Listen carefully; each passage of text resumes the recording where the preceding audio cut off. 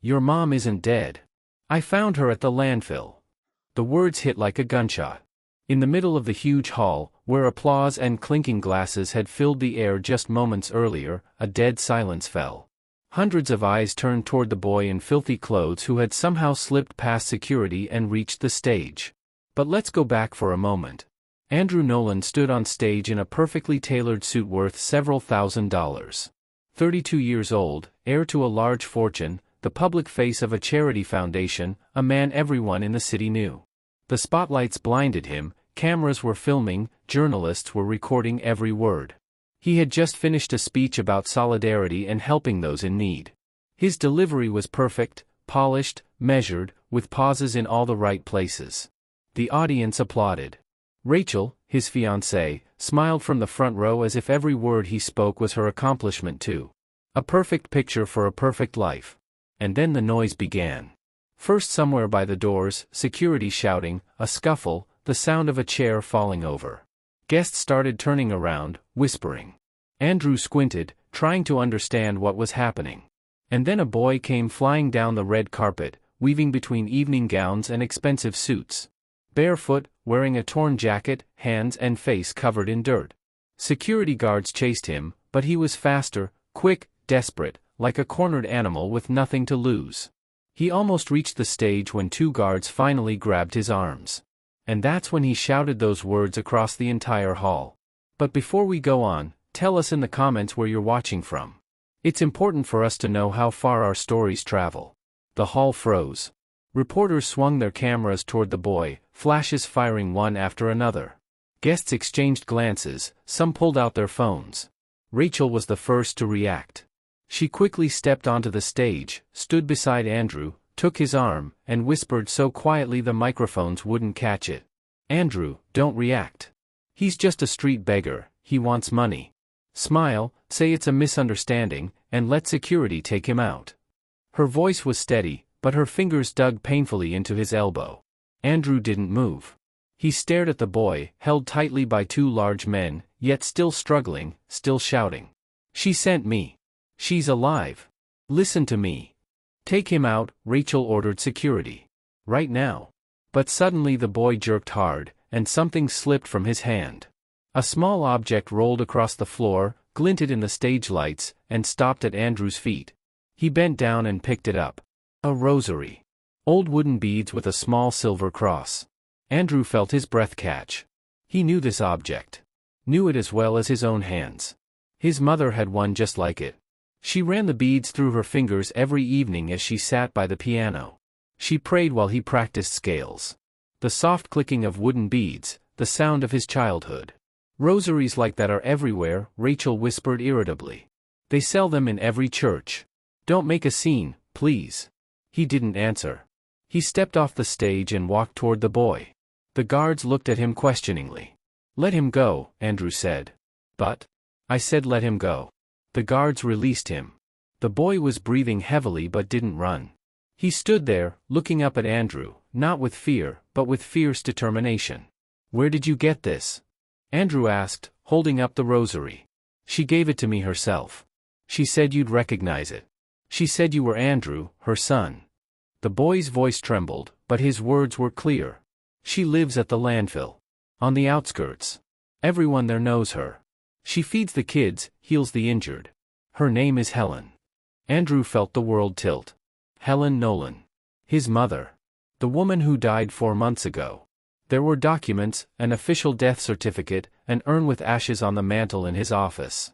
And now a filthy boy was standing in front of him saying she was alive. That's impossible, Andrew heard himself say, as if from far away.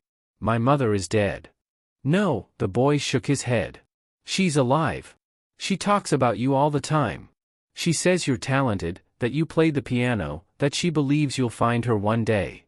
A ringing filled Andrew's ears. Only he knew that. Only he and his mother. The piano, the evening lessons, her belief in him. Rachel appeared beside him again, placing a hand on his shoulder. Andrew, please. You know this is nonsense. A homeless kid made up a story to get money. It's a classic scam. Come on. But he wasn't looking at her. He was looking at the rosary, the cross his mother kissed every evening, the beads darkened with age. "What's your name?" he asked the boy. "Tyler." "Tyler, do you understand what you're saying? If this isn't true." "I'm not lying," the boy almost shouted. "Why would I lie? I almost got killed on the way here. I spent 2 weeks trying to get this to you. She believes in you." 2 weeks. An 11-year-old kid from the landfill had spent 2 weeks trying to reach him, to bring a message from the mother Andrew had buried 4 months ago. Andrew straightened up and scanned the hall. Hundreds of people were waiting for his reaction. Cameras captured his every move. And he didn't care. "Security," he said loudly. "Take the boy to the guest room. Food, water. No one touches him." Then he turned to the audience. "I apologize for the incident. The evening will continue. I need to take care of a personal matter." And he walked toward the exit without looking at Rachel. The rosary lay in his pocket. And one thought echoed in his mind: what if she really is alive? Stay with us for the continuation, because the ending will make you see love, betrayal, and forgiveness in a completely different way. Trust me, the finale changes everything. Andrew returned to his penthouse long after midnight. He threw his jacket onto a chair, poured a glass of water, and drank it in one gulp, just to keep his hands busy. The panoramic windows revealed the night city, the chandelier cast a soft glow on the expensive furniture, but chaos raged inside him. He set the rosary on the glass table and stared at it for a long time. 4 months ago the clinic had called him. The voice on the phone had been calm, professional. "Heart failure. We did everything we could. Our condolences." He hadn't even cried. He had simply turned to stone. Signed the papers, took the urn, arranged the farewell. Everything felt like a fog. And now a kid from the landfill was telling him his mother was alive. The door opened, and Rachel walked in. She had stayed silent in the car, but now her voice was sharp. "Andrew, we need to talk. What happened tonight is a disaster. Tomorrow every outlet will be talking about it. We need to call the PR people immediately." He didn't turn. "Do you hear me?" She stepped closer. "That boy is just a scammer. He saw your last name and made up a story. There are hundreds like him. They target rich people and play on emotions." "He knew about the piano," Andrew said quietly. "What?" "He knew I played the piano. That my mother believed in me. How would a street kid know that?" Rachel hesitated for a moment, then quickly recovered. "The internet. Old interviews. You talked about your childhood once. These people know how to dig, Andrew. It's their job." It sounded logical. But something inside him refused to settle. Suddenly he remembered the funeral. Or what was called a funeral. A sealed urn no one was allowed to open. A symbolic ceremony with no body. The doctor saying cremation was necessary for medical reasons. He hadn't argued, he'd been too shattered. But now each detail resurfaced. "I want to see the documents," he said. "What documents?" "Everything about my mother's death. All the papers from the clinic." Rachel frowned. "Why?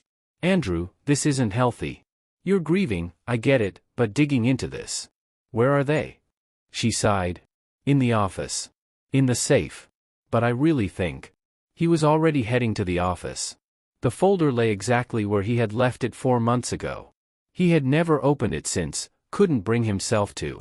But now his hands reached for the papers on their own. The death certificate. The medical report. The cremation consent. The transfer of ashes form. At first glance everything looked fine. Stamps, signatures, dates. But the longer he looked, the more oddities he saw. The signatures on different documents looked identical, too identical. As if they had been copied, not written by hand. Some sentences in the reports were repeated word for word, even though they were supposedly written by different doctors. And the paper, some sheets were one type, others a different type. Then he saw it. The consent to transfer the patient to a private clinic. At the bottom, his signature. Only he had never signed it. Andrew remembered every document he had signed after his mother's death. This one had never been among them. He hadn't even known she'd been transferred anywhere. The name of the doctor who approved the document, Dr. Ellen Barnes. And then he suddenly remembered, it was Rachel who had once recommended that clinic. She'd said it was reliable, reputable, with top specialists. He hadn't thought much of it back then, he trusted her. He walked out of the office. Rachel was sitting in the living room with a glass of wine and immediately looked up. "Did you see? Everything's in order?" "Who is Dr. Barnes?" he asked instead. Rachel blinked. Just for a fraction of a second, but he noticed. "A doctor from the clinic," she replied in an even voice. "She treated your mother. Very competent. You recommended her?" "Yes, acquaintances told me about her." "Why?" "There's a document about transferring my mother to a private clinic. With my signature. Only I never signed it." A pause. Rachel took a sip of wine and shrugged. "Andrew, it was 4 months ago. You were in terrible shape, barely sleeping. You could have signed it and forgotten." "I didn't forget." "Then it's a clerical error. It happens. You don't think someone would actually—" She didn't finish, but her expression tightened. Andrew didn't respond. He kept thinking about how easily she explained things away. Too easily. "I'm going to the clinic tomorrow," he said. "Why?" "I want to see the full archive. All my mother's records." "Andrew," she stood and walked up to him, placing her hands on his chest. "Listen to me. You're tired, you're upset, that boy threw you off. It's normal. But you don't need to start an investigation over nothing. Your mother is gone. It hurts, but it's the truth. Please don't make this harder for yourself." Her voice was gentle, caring. Her eyes full of concern. Once, he would have believed her. Once, he would have pulled her into his arms and agreed. But now he saw only one thing: she very much did not want him to go to that clinic. "I'm going anyway," he said, and went to the bedroom. That night he didn't sleep. He lay staring at the ceiling while memories replayed in his mind. The last months of his mother's life. How she'd been hospitalized with high blood pressure. How Rachel suggested transferring her to a private clinic, better care, she'd said, more comfort. How the visits grew less frequent. Every time he planned to come, they called him: "She's sleeping, she's not feeling well, she needs rest, come tomorrow." And then, the call: "We're sorry. She passed away." He accepted it then. He hadn't been in any shape to question anything. But now he had a rosary in his pocket, something his mother would never have given to a stranger for no reason. The clinic was in an upscale part of the city, a modern glass building, neatly kept grounds, expensive cars in the parking lot. A place where wealthy people went for treatment. Andrew stepped into the spacious lobby. Marble floors, leather sofas, soft music. A woman in her 50s with perfect hair sat at the reception desk. Her badge read Angela. She looked up and recognized him immediately. He could tell by the shift in her expression. "Good afternoon. How can I help you?" "I need the complete medical archive for my mother. Helen Nolan. All records, reports, signatures." Angela smiled in a professional manner. "Of course. But to do that, you need to file an official request. Fill out a form, wait for approval." "How long?" "Usually 5 to 10 business days." Andrew leaned closer to the counter, speaking quietly but firmly. "I have reason to believe my mother's death documents were forged. Either you give me the archive today, or tomorrow there will be police and journalists here. Your choice." Her smile faded.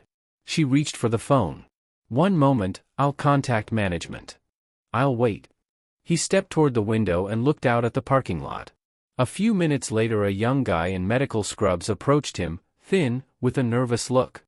"Are you Nolan? They asked me to bring you the documents. I'm from the archive. My name is Nate." He handed over the folder. Andrew opened it and began to look through the pages. At first glance, everything looked perfect. Neatly arranged records, stamps, signatures. But Andrew already knew what to look for. "Some of these pages are on different paper," he said. "See? These are thicker, these are thinner." "Why?" Nate shifted from foot to foot. "It happens. Printers, suppliers, things change." "And the dates?" "Here the exam is supposedly on March 3rd, and here the referral is from the 1st. A referral before the exam." The young man stayed silent. Andrew kept flipping through the pages. Conclusions, the same sentences repeated in different documents. The final diagnosis, vague, lacking specifics. And everywhere the same signature, E.S. Barnes. "Do you remember my mother?" he asked without lifting his eyes from the papers. Nate hesitated, then nodded. "Yes. An elderly woman, very polite. She always asked how I was doing. Once she gave me a candy and said I looked tired and should have something sweet. Andrew's chest tightened. That was his mother. Always noticing people around her, always caring. What seemed wrong to you? He asked. You must have seen something. You work with documents every day. Nate glanced around. The lobby was empty, but he still lowered his voice. There was a lot that didn't add up. Dr. Barnes forbade access to other doctors. No consultations, no reviews.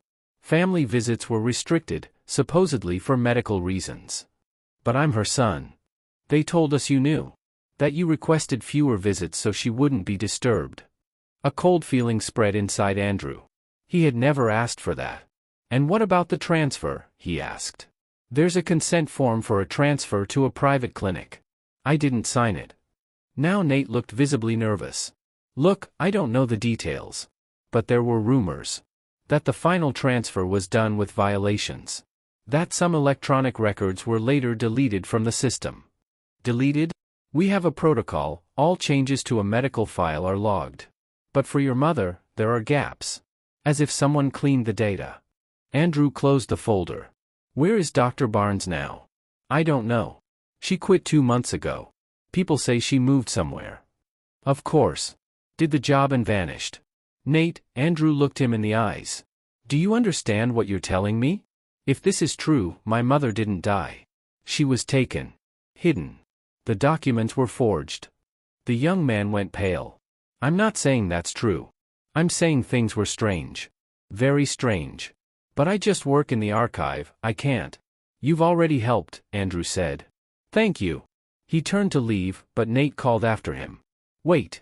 Your mother, she once told me something. I brought her papers to sign, and she said, tell my son, if you see him, that I love him. Just like that, out of nowhere. Andrew stopped. I didn't understand back then, Nate continued. Thought maybe it was her age, it happens. But now I think, she knew. She felt something was wrong. And she wanted you to know. Andrew nodded. He couldn't speak, his throat tightened. He walked out of the clinic and got into his car. His hands were shaking. It all fit. The forged signatures. The deleted records. The doctor who disappeared. And his mother asking a stranger to tell her son she loved him, as if saying goodbye. Someone had planned her disappearance carefully. Someone he trusted. Andrew pulled out his phone and called the security guard from the gala. The boy I asked you to feed. Where is he now? Waiting in the guest room. Hasn't gone anywhere. I'm coming. No one touches him. He started the car. And now let's step into the mind of the person who orchestrated all of this.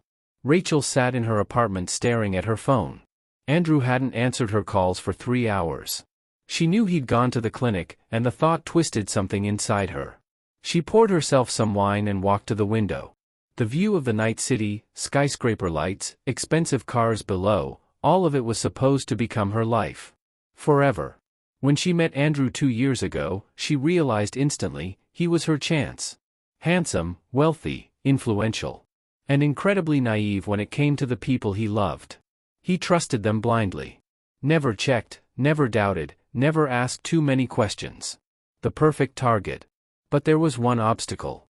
Helen. Rachel remembered their first meeting. Andrew's mother had looked at her closely, without a smile, and told her son, pretty girl, but her eyes are cold. Be careful. Andrew had laughed back then, hugged his mother, said she was just being protective. But Rachel never forgot that look. Helen saw straight through her. That's when the quiet war began. Helen didn't make scenes, didn't yell, didn't demand anything. She simply stayed close to her son. She advised him, guided him, influenced him. One word from her, and Andrew could change his mind, cancel a deal, walk away from a contract. She was his compass. And Rachel understood, as long as Helen was around, she would never have full control. Not over Andrew, not over his money, not over his decisions. At first she thought she just had to wait. The woman was 67, her health wasn't perfect. Sooner or later nature would take its course. But Helen held on. More than that, she began openly telling Andrew she didn't trust Rachel. That she didn't feel sincerity in her. That the wedding should be postponed. And then Rachel realized, waiting wasn't an option. She had to act. She found Dr. Ellen Barnes through acquaintances. Barnes worked at a private clinic and was known for solving delicate problems for good money. No questions, no morals, just business. The plan was simple. When Helen was taken to the hospital with high blood pressure, Rachel convinced Andrew to transfer her to Barnes's clinic. Better care, she said, more comfort, a more attentive staff. And then the isolation began. Andrew was told his mother was sleeping, feeling unwell, that visits exhausted her. Come tomorrow, they said, now is not a good time. He believed them, they were doctors, after all, they must know best. Helen, most likely, was told something else. That her son knew where she was. That it was his decision to limit visits. That it was better for her this way, calmer. Mother and son were in the same city, yet as if in different worlds.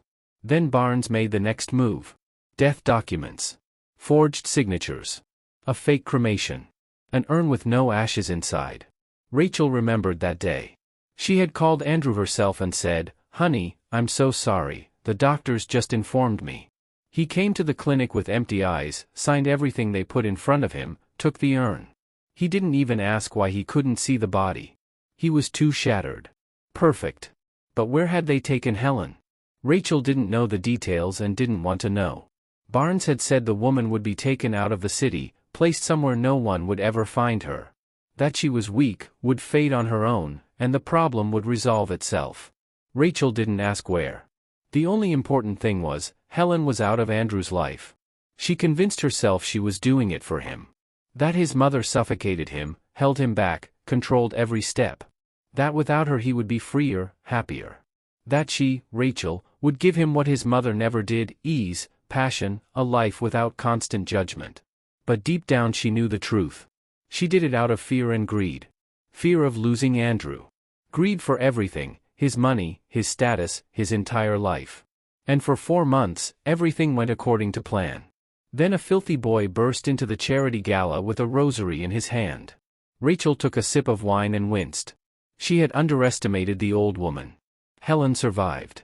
More than that, she found a way to send a message to her son. Now she had to act quickly. She picked up her phone and called her PR manager. "I need an article. Urgently. About homeless kids who scam wealthy people with made-up stories. And find everything you can on a boy named Tyler. Any dirt." She hung up and dialed the lawyer. "Prepare the documents. If Andrew starts talking publicly about this story, we'll sue him for defamation." Then she called a journalist she knew and asked her to write that Andrew Nolan was having a nervous breakdown after his mother's death. That he needed help, not encouragement of wild fantasies. The plan was the same: discredit the boy, paint the story as madness, pull Andrew back under control.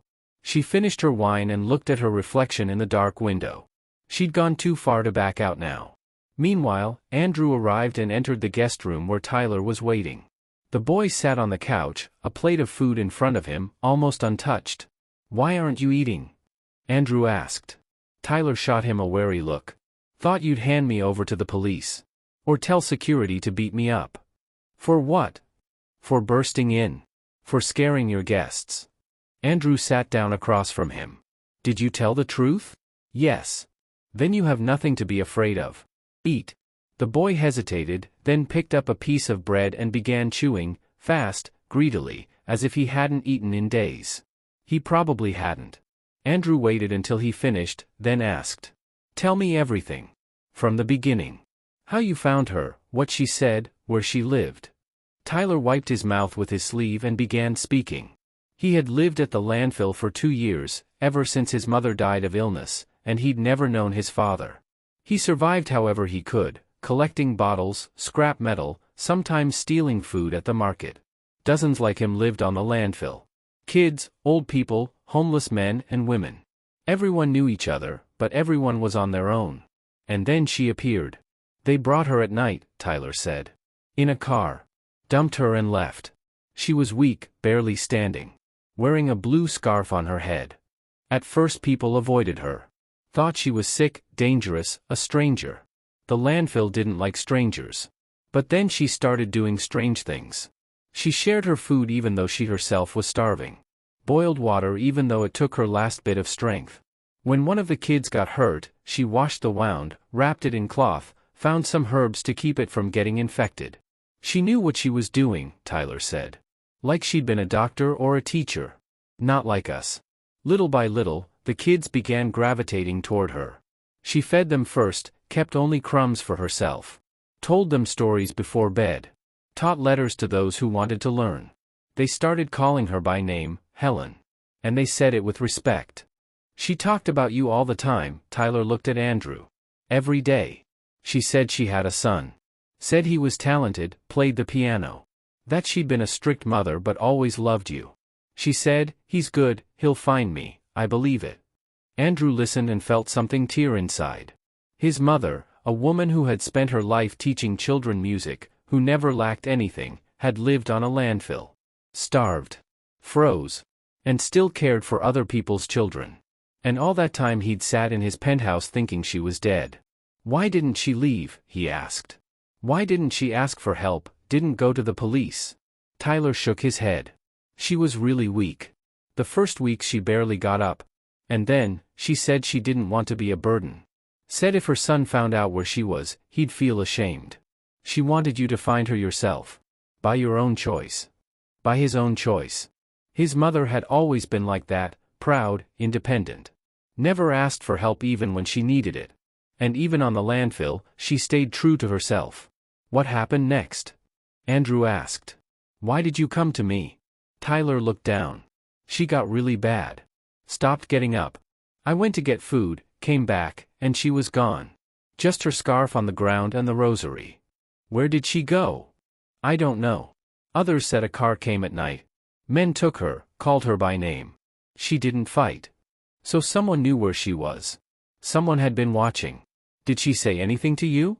Before she disappeared? Tyler nodded. She gave me the rosary. Told me, find my son, show him this, he'll know. Tell him I'm alive. Tell him I believe in him. He paused, then added.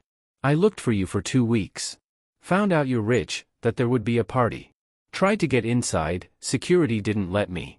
So I waited for a moment and ran for it. 2 weeks. An 11-year-old kid no one cared about spent 2 weeks trying to fulfill the request of an old woman he barely knew. Risking beatings from security. Not giving up. Why? Andrew asked. Why did you do it? You barely knew her. Tyler looked at him, and in that look was something grown, heavy. She was the first person who treated me like a human. Not like trash. She fed me, talked to me, called me by my name. When I got sick, she sat with me all night. He paused again. I never had a mother. Not a real one. And she was like a mother. For all of us. Andrew stood and walked to the window. Beyond the glass, the night city glowed, lights, cars, life. And somewhere on the outskirts was the landfill where his mother had shared her last piece of bread with homeless children. He turned to Tyler. Do you know where they might have taken her? No. But at the landfill they said trucks with that logo go to warehouses outside the city. I can show you the way. Andrew nodded. We're going in the morning. For now, sleep. You need your strength. He called a security guard and asked him to take the boy to the guest room. Tyler walked out but paused at the door. Will you really look for her? Yes. And what will you do when you find her? Andrew looked at the rosary in his hand. I'll bring her home. Where she belongs. Tyler nodded and left. And Andrew stayed by the window, thinking about how his mother had believed for 4 months that her son would find her. And he would. No matter the cost. The next morning Andrew picked Tyler up. The boy was waiting by the entrance, washed, wearing clean clothes they'd given him the night before. He looked strange, like a kid from a good family, but with eyes that had seen too much. Andrew dressed simply, jeans, a jacket, a cap. No expensive suits. He didn't want to draw attention where they were going. Show me the way, he said. Tyler nodded and got into the car. They drove across the entire city, from glass skyscrapers to gray outskirts, from clean streets to broken roads. The scenery outside the windows changed as if they were crossing a border between 2 different worlds. The landfill appeared suddenly, a huge waste site, mountains of garbage, a smell so strong it stole your breath. Andrew parked and stepped out. He had never been in a place like this. He had read about them, seen pictures, even donated money to programs helping the homeless. But it was one thing to sign checks in a comfortable office, and a completely different thing to stand here among rotting trash and realize your mother had lived in this place. Tyler led him deeper inside. Past shacks made of wood scraps and plastic, past people digging through garbage, past children with empty eyes. Some recognized Tyler and greeted him. They looked at Andrew with suspicion, an outsider, and obviously someone with money. People like that weren't welcome here. They stopped by a small shelter.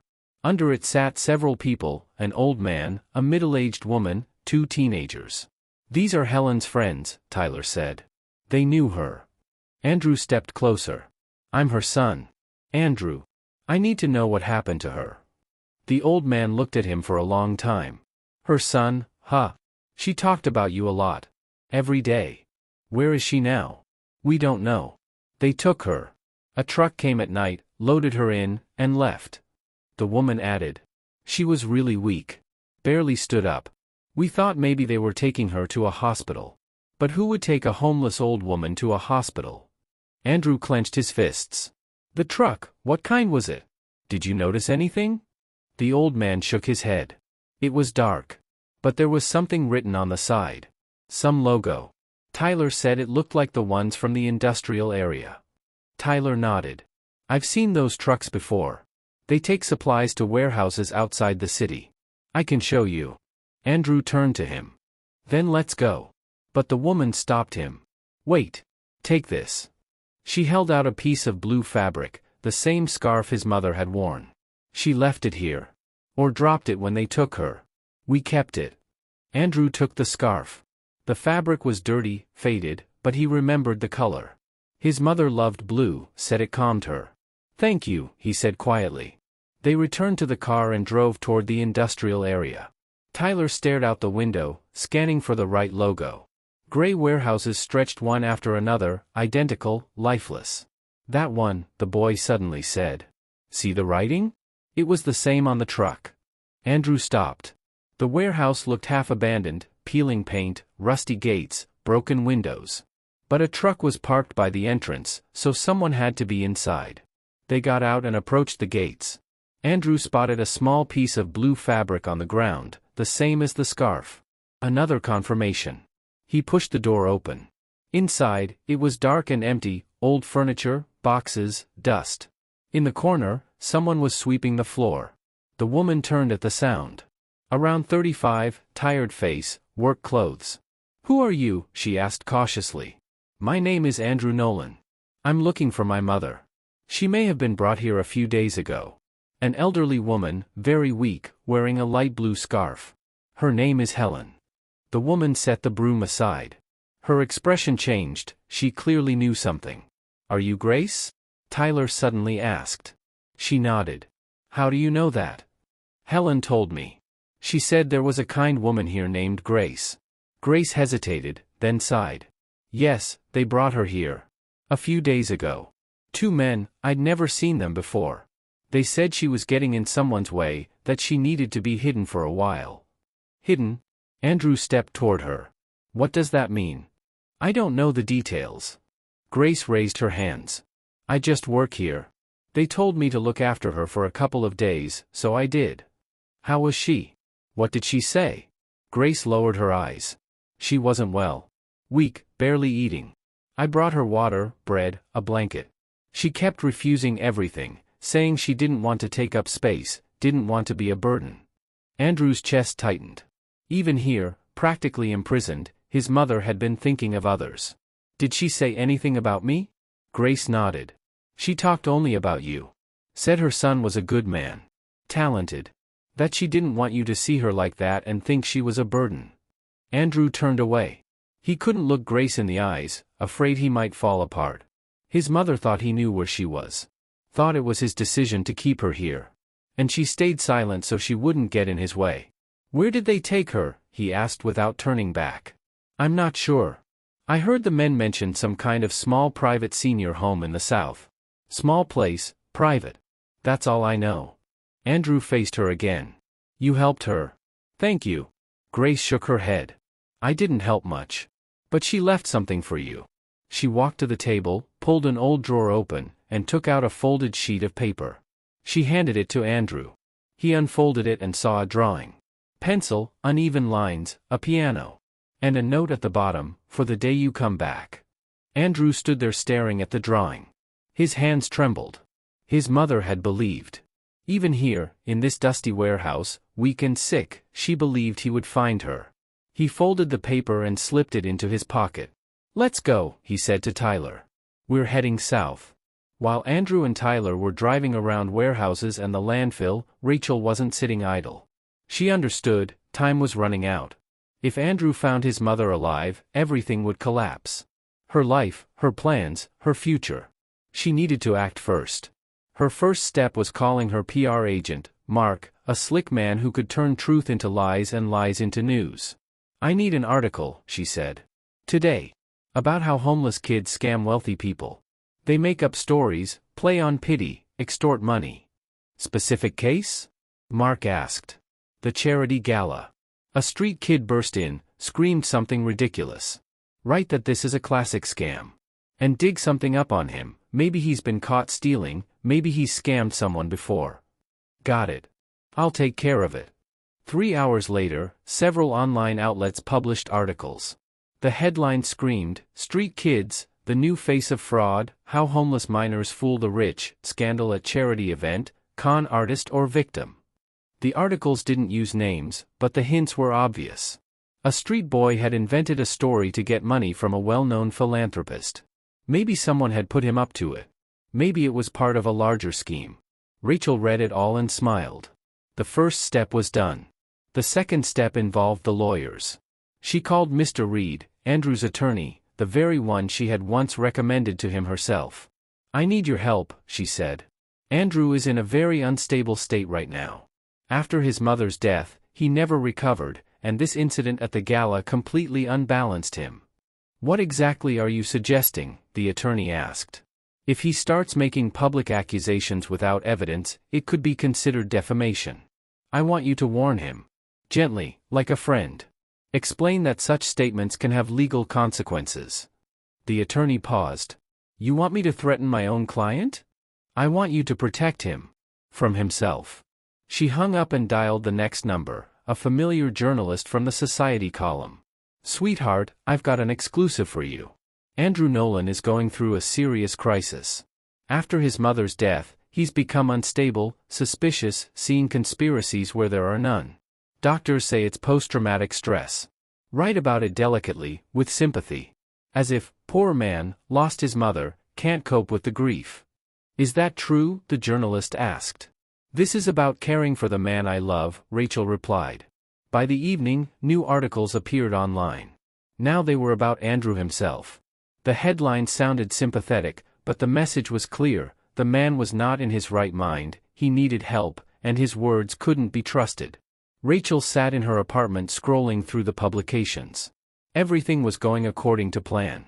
But there was one more task, the most important one. She dialed a number she tried never to use unless absolutely necessary.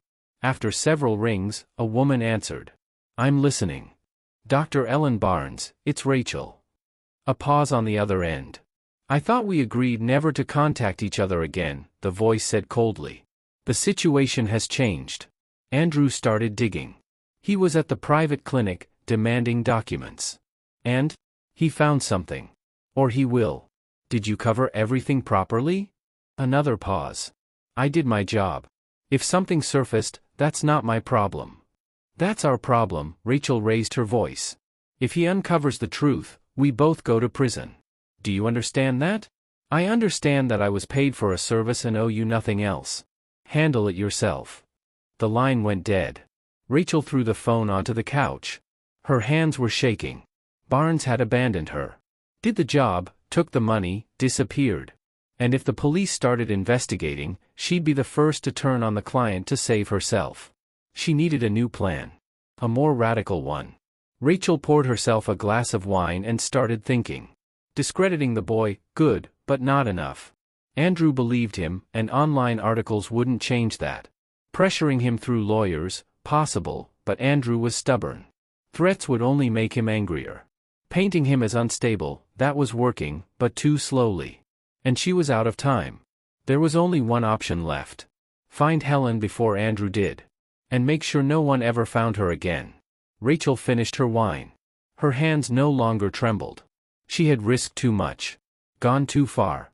There was no turning back. She picked up her phone again and dialed the number of a man who solved problems. Any problems. For the right price. I need you to find someone, she said. Quickly. And quietly. They had been driving south for several hours. The narrow rural road wound between fields, small villages shifted into patches of forest, and Andrew's grip on the wheel kept tightening. Tyler sat beside him in silence. He understood, this wasn't the moment to talk. Getting information about the private senior home hadn't been easy. Andrew called dozens of places before he finally found the right one, a small, unofficial home for elderly people without documents. It barely existed on paper, funded from unclear sources, but the locals knew about it. There, Tyler said, pointing at a turnoff from the road. Andrew turned. A couple of minutes later, they saw the building, old brick walls, rusty gates, a faded sign. The place looked like it had been forgotten 20 years ago. He stopped the car and got out. His heart pounded so hard he barely heard himself move. They walked up to the gate and knocked. For a long time, no one answered. Then an older man appeared, gray-haired, stooped, tired expression. "What do you want?" he asked gruffly. "My name is Andrew Nolan. I'm looking for my mother. Helen Nolan. I was told she might be here." The man looked him over. "Nolan, you say?" "Yes. An elderly woman, 67 years old. She was brought here a few days ago." The man paused, then nodded. "Wait here." He went inside. Andrew stood there staring at the peeling paint, the broken steps, the weeds pushing through cracks in the asphalt. His mother had been here. In this place. A few minutes later, a woman in a white coat, a nurse, came out. She looked at Andrew and suddenly smiled. "You're her son, right? She asks about you all the time." Andrew's knees almost gave out. "She's here? Alive?" "Alive. Very weak, but alive. Come with me." They walked through a dark hallway, past rooms with metal beds, past elderly people sitting along the walls. The smell of medicine and dampness lingered in the air. This wasn't a home, it was the last stop for those the world had written off. The nurse opened a door leading to the courtyard. "She's there. Under the tree." Andrew stepped outside and froze. In the yard, under a large old maple tree, stood a wheelchair. A woman sat in it, thin, aged, wearing a light blue scarf on her head. She was holding a rosary in her hands. He would have recognized her anywhere. "Mom." Andrew stood still, unable to take a single step. His legs wouldn't move. He was afraid it was a dream, that she would disappear if he came closer. Then he finally moved. One step. Another. The gravel crunched beneath his shoes. She heard it and slowly turned her head. Their eyes met. At first she didn't believe it. He saw it in her face, confusion, fear, hope. "This can't be," she whispered. "You wouldn't come here. You have your own life." He came closer and knelt in front of her. "Mom. It's me. Andrew." She lifted her hand, thin and trembling, and touched his face. Her fingers brushed his cheek, his forehead, his hair. As if checking whether he was real. "Prove it," she said quietly. "Prove it's you." He took her hand in both of his and spoke. "You taught me to play the piano. Every evening after school. I always missed the same note, and you laughed. You said that note was me, imperfect, but alive." Her eyes filled with tears. "And you also said music isn't the notes, but what's between them. The pause is more important than the sound. I didn't understand then, but I do now." She watched him, crying, tears running down her face, but she was smiling. "It's you," she whispered. "My boy." He hugged her, carefully, afraid to hurt her. She was so fragile, so light. Skin and bones. "Mom, forgive me," he said, voice breaking. "Forgive me for not looking. For believing them. For letting this happen." She stroked his head like she did when he was little. "You have nothing to apologize for. You didn't know. I should have known. I should have felt it." "No," she took his face in her hands and looked into his eyes. "Don't blame yourself. You're here. You found me. That's all that matters." He wanted to say more, but the words wouldn't come. They stayed there together for a long moment, she in the wheelchair, he kneeling in front of her. Holding hands in silence. Then she noticed Tyler, standing at a distance. "My little guardian," she said with a smile. "You kept your promise. You found him." Tyler walked closer. His eyes were wet too, though he tried to hide it. "You said he was a good man," the boy said. "You were right." Helen reached her hand out to him, and he took it. "Thank you. For everything." Andrew looked at them and understood. This 11-year-old kid from the landfill had done what he himself hadn't. He hadn't been afraid. He hadn't given up. He saw it through. Andrew stood and placed his hand on Tyler's shoulder. "You saved her life. I won't forget that." Then he turned to the nurse standing near the doorway. "I need an ambulance. A real hospital. The best doctors." "Of course," she nodded. "I'll call it in." Andrew looked at his mother again. She was weak, exhausted, Illinois. But alive. And he would take her home. To where she belonged. While Helen was being transported to the hospital, Andrew's attorney was already working. Not the attorney Rachel had recommended. Andrew had fired that one the moment he came back. The new one was a different breed, tough, meticulous, with the reputation of a man who didn't stop until he uncovered the truth. And the truth began surfacing very quickly. First, he requested all documents from Dr. Ellen Barnes' private clinic, officially, through the court. Once the files were seized, it became clear, this wasn't negligence, and it wasn't a mistake. It was a scheme. Forged signatures. Fake reports. Non-existent procedures. Money transferred to Dr. Barnes' personal accounts over several months. But the most important part was the testimony. Nate from the archive agreed to testify officially. He told them about the deleted records, the strange orders, and how Barnes had forbidden any checks related to Helen Nolan's case. Grace from the warehouse also gave testimony. She described the men who had brought Helen, repeated what they said, whom they called. The caretaker of the private senior home confirmed that the woman had been delivered without documents and that they had been instructed to keep her quiet. All threads led in the same direction. Under the weight of evidence, the police arrested Dr. Ellen Barnes. They found her in a neighboring region. She had tried to leave the country but didn't make it in time. She didn't hold out long during questioning. When they showed her the proof and promised the maximum sentence for kidnapping and falsifying documents, she began to talk. And the first name she gave was Rachel's. "She's the one who ordered it," Barnes told the detective. "She planned everything. Wanted to get rid of her mother-in-law so she wouldn't interfere with the marriage. She paid me to stay silent, to prepare the documents, to make sure Helen was hidden where no one would find her." The detective wrote down every word. "Do you have evidence?" "Messages. Bank transfers. Recorded calls. I'm not stupid, I kept insurance in case she tried to turn on me." 2 hours later, the police arrived for Rachel. She was in her apartment, packing a suitcase. Apparently, she had also decided to flee, but too late. When they put handcuffs on her, she didn't scream and didn't cry. She only looked at the detective with a cold, steady gaze and said, "I want an attorney." "You'll get an attorney," he replied. At the interrogation, she was taken away. The news spread instantly. The same online outlets that had written about Andrew's instability and Tyler's supposed fraud were now reporting something entirely different. Millionaire's fiancé orchestrated the kidnapping of his mother. Helen Nolan, the woman buried alive. The truth about the scandal at the charity event. Journalists camped outside the hospital, Andrew's house, and the police station. Everyone wanted comments, interviews, exclusives. Andrew came out to the press only once.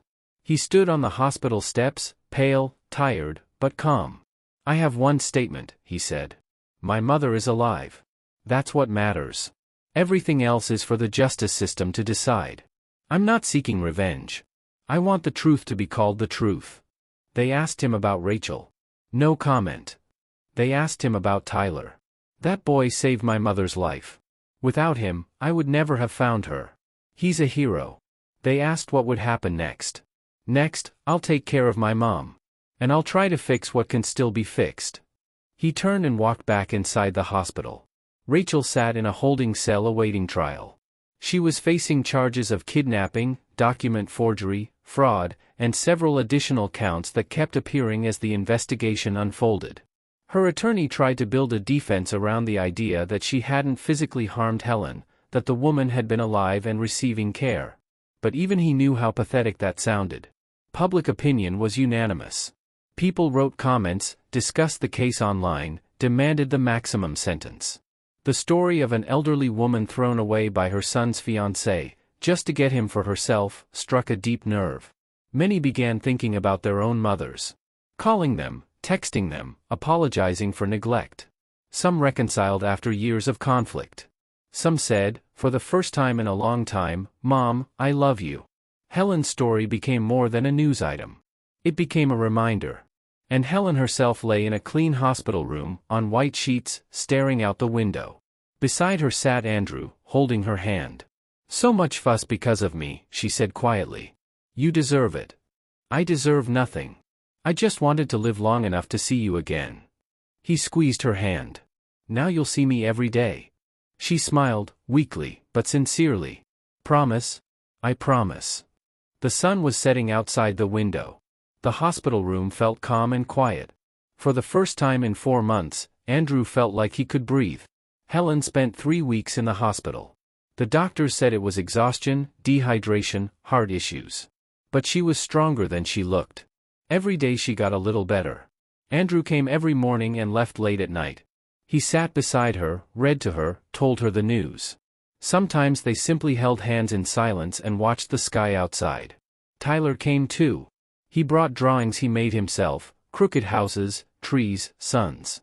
Helen hung them on the wall above her bed and said it was the best art gallery in the world. One day she said to Andrew, "I want to go home." "To the penthouse?" he asked. She shook her head. "No. To the real home. The one where you grew up. Where the piano is."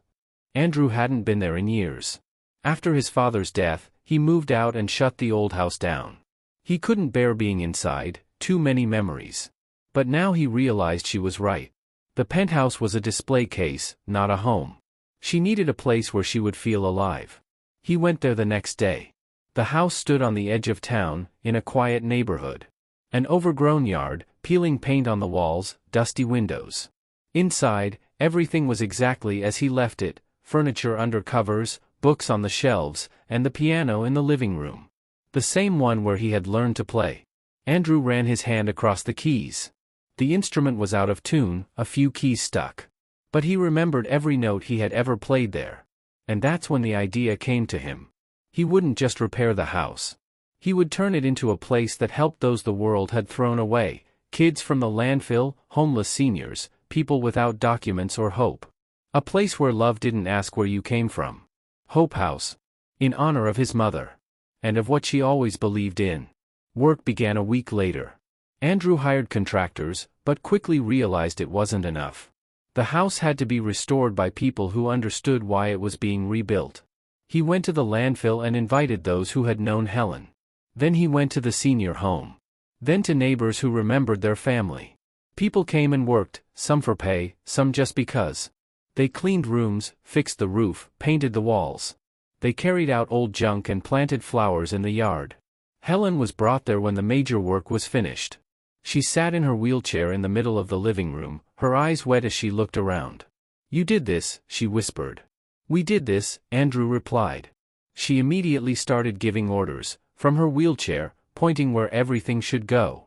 Here would be a bright room for lessons. Here, a dining hall. Here, a place for music. Here, where the children would sleep. The piano was sent for restoration. When it was returned, tuned and polished, Helen stood up from her wheelchair for the first time in a long time. She walked to the instrument, sat on the bench, and placed her hands on the keys. She didn't play, just touched them. But everyone in the room held their breath. A sign was hung above the entrance, Hope House. Children began to come a few days after the opening. At first shyly, then more confidently. They were kids from the senior home, from the landfill, from poor families. Those who had nothing, no home, no parents, no future. But here they heard, "You matter. You belong. You can." The house filled with instruments, guitars, flutes, an old violin. Children's drawings and photos covered the walls. In the dining room, hot meals were cooked every day. Helen worked with the children herself, when she had the strength. She taught them notes, told them stories, and listened when they shared their own. Tyler became her first real student. He sat at the piano every day and practiced simple melodies. At first unsure, stumbling on every note. But he didn't give up. The important thing isn't perfect notes, Helen told him. The important thing is the heart you play with. Andrew often stood in the doorway listening. He remembered how she'd told him the same thing 20 years ago. And how he kept missing the same note, and she laughed and made him start again. Now the story was repeating itself. Only this time, a different boy was sitting at the piano. The idea for the first concert appeared on its own. The children prepared for 2 weeks. They practiced, worried, argued, and made up. Helen supervised everything, strict, but full of love. On the day of the concert, the hall was decorated with flowers and handmade garlands. Everyone came, neighbors, volunteers, people from the landfill, journalists. Chairs were arranged in rows, but there still weren't enough, and many stood along the walls. Helen was brought in her wheelchair and placed in the front row. When she appeared, everyone began applauding. For these people, especially for the children, she was a symbol that love doesn't give up. Tyler was the last to walk up to the piano. He was pale, his hands shaking. He sat on the bench and looked at the keys. Then he raised his eyes to Helen. She nodded and smiled at him. He began to play. A simple melody, just a few notes. Nothing complicated. But he played as if his life depended on it. Andrew stood by the wall, listening. Tears filled his eyes. He remembered sitting at that same piano. How his mother believed in him even when he didn't believe in himself. How she told him that music wasn't the notes, but what was between them. Tyler finished playing and stood up. For a second there was silence, then the room erupted in applause. The boy looked at Helen. She was crying and smiling at the same time. After the performances, she asked to speak. Andrew pushed her wheelchair closer to the piano, and she began, quietly, but everyone heard every word. They tried to throw me away like garbage. I lived among real garbage, at the landfill. But love still found me. Through a little boy who wasn't afraid. Through a son who didn't turn away from the truth. She paused. When love comes looking, it doesn't ask where you've been. It simply finds you and holds you. Someone was recording on a phone. Later this video would spread online, hundreds of thousands would watch it. Some would cry, some would call parents they hadn't spoken to in years. But right now, in this room, it was simply quiet. Then more applause. After the concert, Andrew sat with his mother in the yard. The evening sun lit up the garden, where the first flowers were already blooming. Voices of children and music floated from the house. "Are you happy?" Helen asked. He thought for a moment. Yes. For the first time in a long time. And the boy? Tyler? What will happen to him? Andrew had already made a decision but hadn't spoken it aloud yet. I want to adopt him. If he agrees. Helen squeezed his hand. He will. They sat in silence. Mom, forgive me again. For everything. No, she shook her head. No more apologies. We lost time, that's true. But out of that pain came a place where dozens of children will get a chance at a different future. Maybe it had to happen this way. He didn't know whether it had to happen. But he knew one thing, she was here. Alive. And that was what mattered. Tyler came out of the house and approached them. Miss Helen, the kids are asking if you'll read to them before bed. She smiled. Of course I will. Help me up. Tyler offered her his hand, and she rose from the wheelchair. Slowly, with effort, but on her own. Andrew watched them walking back toward the house, his mother and the boy who saved her. And he thought about how love can get dirty, get lost, wander through lies and betrayal. But if it's real, it will always find its way back. Always. If this story touched your heart and you want to help us continue sharing stories like this, click the super thanks button. It's the little heart with a $sign under the video. Every time you do, you help us create stories that inspire and remind us of what truly matters. Thank you for staying with us until the end. Tell us in the comments which moment moved you the most. Subscribe and turn on the bell so you don't miss new stories. Give this video a like if you believe in the power of love that never gives up. And before you go, check out the story we left here on the screen. We're sure it will make you think, too.